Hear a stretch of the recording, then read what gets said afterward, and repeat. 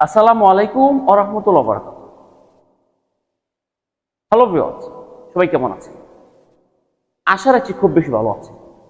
তো আজকে আমি আপনাদের সামনে অ্যাপয়েন্ট হয়েছি খুবই চমৎকার একটা ক্লাস নিয়ে।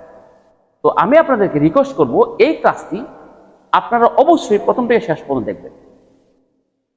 তাহলে চলুন ক্লাসটি শুরু করা যাক। আমরা আমাদের জাগতিক কাজকর্মে অথবা কর্মক্ষেত্রে গিয়ে অনেক কথাই ইংরেজিতে বলার চেষ্টা করি, কিন্তু কোন কথা কোন সময় কোন প্রসঙ্গে ইউজ করতে হয় তা আমরা অনেকেই জানি না।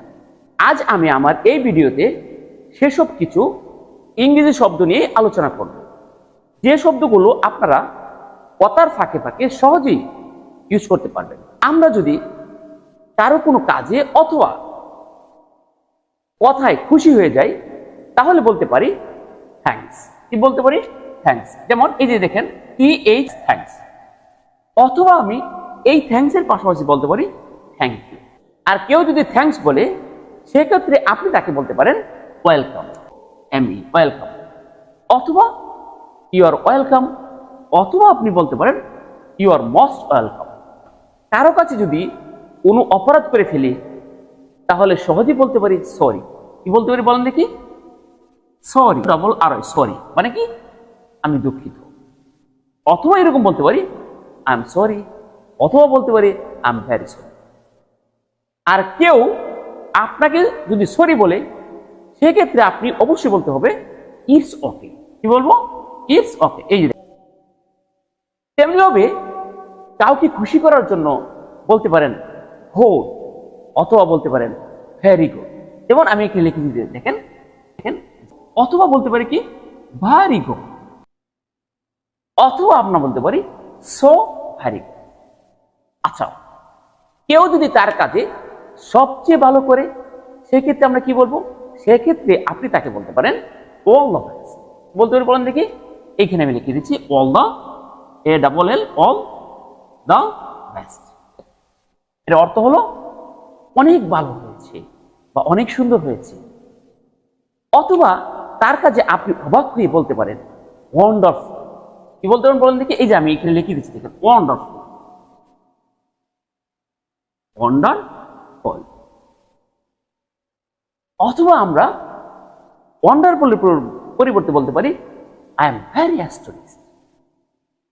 আচ্ছা, কাউকে কোনো কাজে অথবা কথায় সমর্থন করতে গেলে আপনি বলতে পারেন এক্স্যাক্টলি। কি বলতে পারেন? এক্স্যাক্টলি। এটা আমি দেখেন এখানে লিখে দিচ্ছি এক্স্যাক্টলি, কি অ্যালয়, এক্স্যাক্টলি।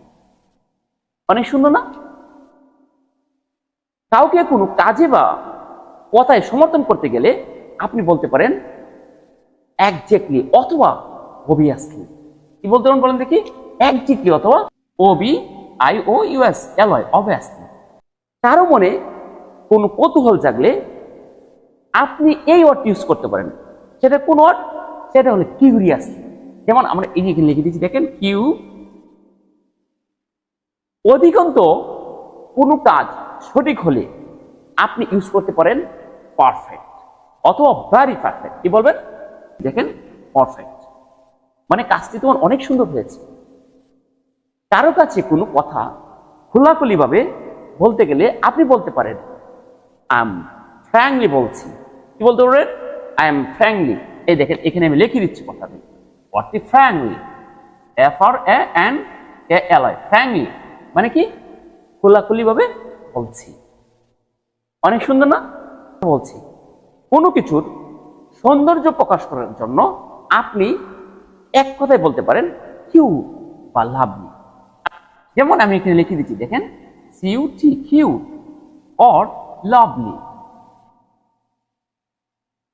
কোনো কাজ বা কথা অস্বীকারের ক্ষেত্রে বলতে পারেন নো নেভার, মানে কি হলো কখনো না। আমি আবারও বলছি, কোনো কথা বা কাজ অস্বীকার করলে আপনি বলবেন নো নেভার, মানে কখনো না। এরকম আরো অসংখ্য গুরুত্বপূর্ণ শব্দ আছে যা আমরা আমাদের দৈনন্দিন জীবনে ব্যবহার করতে পারি। যেমন মীমাংসার ক্ষেত্রে আমরা বলতে পারি মিউচুয়াল, অথবা কোনো সিদ্ধান্তের ক্ষেত্রে আমরা বলতে পারি ডিসাইড, অথবা কারো কাছে সাহায্যের ক্ষেত্রে আমরা বলতে পারি প্লিজ হেল্প, অথবা প্লিজ হেল্প মি। আচ্ছা, ভালোর চেয়ে ভালো আমরা ওই ওয়ার্ডটা ইউজ করতে পারি, সেটা হলো বেটার। কি বলতে পারি বলেন দেখি? এই যে আমি এটা লিখে দিচ্ছি, দেখেন, বেটার, PEER, বেটার। কিছু কিছু শব্দ কথার মাঝে বিরতি নেওয়ার জন্য ব্যবহার করতে পারি, যেমন সো, এখানে আমি লিখে দিই, দেখেন, যেমন সো। অথবা আপনি বলতে পারেন বন, অথবা আপনার কথাকে আরো স্মার্টলি বলার জন্য বলতে পারেন ইভেন। এরকম আরো সুন্দর সুন্দর শব্দ ইউজ করে আমরা আমাদের ভাষাকে স্মার্ট, সুন্দর ও সাবলীল করে উপস্থাপন করতে পারি।